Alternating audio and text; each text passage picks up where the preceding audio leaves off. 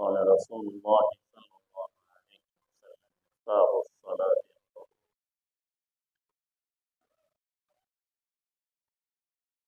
نماز جیسی ترین عبادت سے پہلے جسم کا ظاہری اور باطنی طور پر پاک صاف ہونا ضروری ہے۔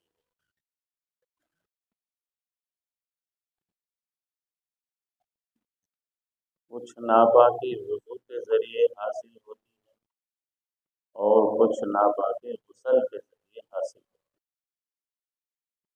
وضو کا طریقہ، وضو کے فرائض، وضو کی سنتیں، وضو کے مستحبات، وضو کے مکروہات، یہ سب چیزیں آپ کی خدمت میں پیش کی گئی، اور آخر میں نواقض وہ چیزیں جن سے وضو ٹوٹ جاتا ہے وہ بھی آپ کی خدمت میں کل پیش کی گئی۔ آپ اگر فرمائے تو ایک مرتبہ اور اعادہ کرنا، پاخانہ پیشاب کرنا یا ان دونوں راستوں سے کسی اور چیز کا نکل جانا۔ ریح یعنی ہوا کا پیچھے سے نکل جانا، منہ بھر کر قے کرنا،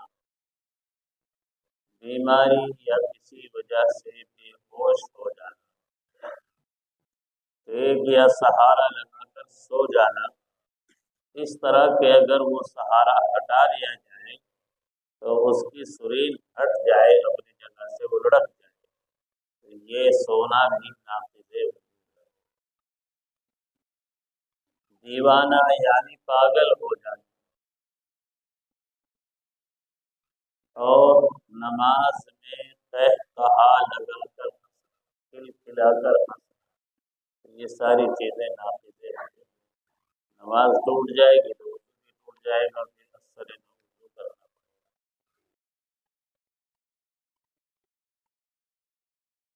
اس سے بڑی نجاست جس کو ہم غسل کہتے ہیں، اس کی دو صورتیں ہیں، دو قسمیں، نجاست حقیقی اور نجاست۔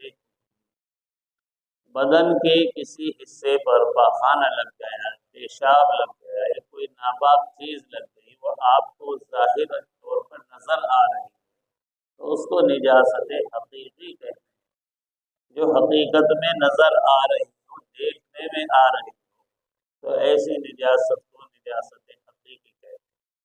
دوسری نجاست نجاست حکمی ہے، یعنی دیکھنے میں تو نہیں آ رہی ہے لیکن حکمی طور پر حکماً اس کو نجاست شریعت نے تسلیم کیا ہے، اس سے پاکی حاصل کرنا بھی ضروری ہے۔ صحبت کر لینا، منی کا خارج ہو جانا، خواب میں کبھی کبھی مرد کی منی نکل جاتی ہے تو یہ آدمی کے لیے غسل واجب ہونے کا ذریعہ اور سبب بن جاتا ہے، اس کو نجاست نہیں کہتے۔ قرآن پاک میں اللہ تعالیٰ نے ارشاد فرمایا وَإِن كُنتُمْ جُنُبًا فَطَهَّرُوا، کہ جب تم حالت جنابت میں ہو تو خوب اچھی طرح پاکی حاصل کرو۔ پہلے وضو کا بیان فرمایا اور ساتھ ہی ساتھ غسل کا بیان فرمایا۔ وَإِن كُنتُمْ جُنُبًا فَطَهَّرُوا، جب تم حالت جنابت میں ہو تو خوب اچھی طرح پاکی حاصل کرو۔ وضو سے اعضائے بدن کو دھویا جاتا ہے، لیکن غسل کی حالت میں پورے بدن کو دھویا جاتا ہے، اس لیے پھر شریعت نے غسل کے بھی فرائض رکھے، اور غسل کے 3 فرض ہیں۔ نمبر 1 کلی کرنا، نمبر 1 کلی کرنا، نمبر 2 ناک میں پانی ڈالنا، نمبر 3 پورے بدن پر پانی بہانا۔ یہ 3 فرض ہے۔ ایک شخص نے خوب اچھی طرح غسل کر لیا، خوب پانی بہایا، خوب صابن سے رگڑ رگڑ کے صاف کیا، لیکن غسل کرنے سے پہلے اس نے کلی نہیں کی تو اس کا غسل نہیں ہوگا، وہ ناپاک ہی رہے گا۔ کلی کر لی لیکن بھول گیا، ناک میں پانی نہیں ڈالا، تو چاہے کتنا ہی پانی بہا لے، کتنا ہی صابن استعمال کر لے، تو وہ شرعی طور پر ناپاک ہی کہلائے گا، پاک نہیں ہوگا۔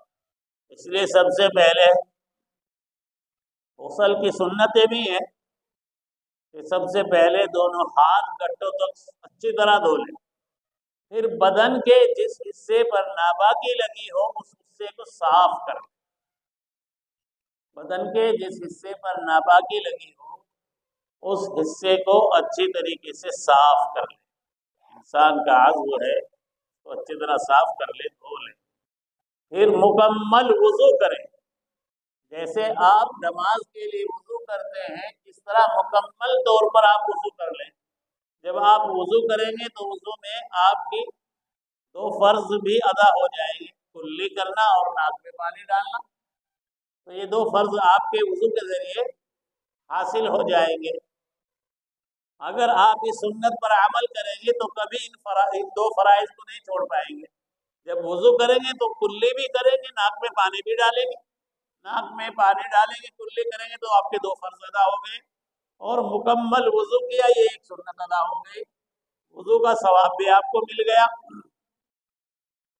فقہا نے لکھا ہے کہ کوئی شخص اگر مکمل طریقے پر غسل کر لے، کلی کر لے، ناک میں پانی ڈال لے، پورے بدن پہ اچھی طرح پانی بہا لے کہ ایک بال بھی خشک نہ رہنے پائے، تو اس کا غسل ہو گیا، نماز ہو گئی۔ لیکن اگر اس نے وضو کر لی تھی اور وضو کرتے وقت یہ نیت کر لی تھی کہ اس وضو کا ثواب مجھے الگ سے ملے گا اور میں نماز ادا کروں گا، عبادت کروں گا، تو وضو کا ثواب اس کو الگ سے مل جائے گا۔ اور اگر وضو کی نیت نہیں کی، وضو نہیں کیا، کلی کر لی، ناک میں پانی ڈال لیا، غسل کر لیا، تو پاک صاف تو ہو جائے گا لیکن وضو کے ثواب سے محروم ہو جائے گا۔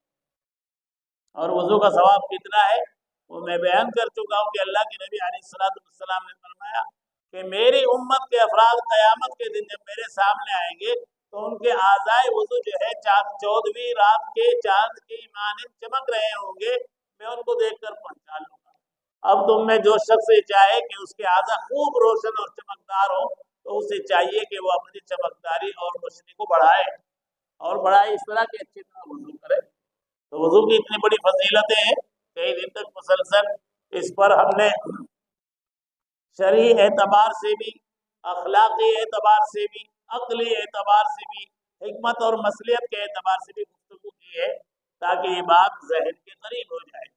تو بہرحال یہ غسل کا طریقہ ہے، اچھی طریقے سے غسل کرنے میں 3 چیزیں خاص طور سے ذہن نشین رہیں، کلی کر لے، ناک میں پانی ڈال لے، پورے بدن پر پانی بہا لے اور مکمل طریقے سے وضو کر لیں۔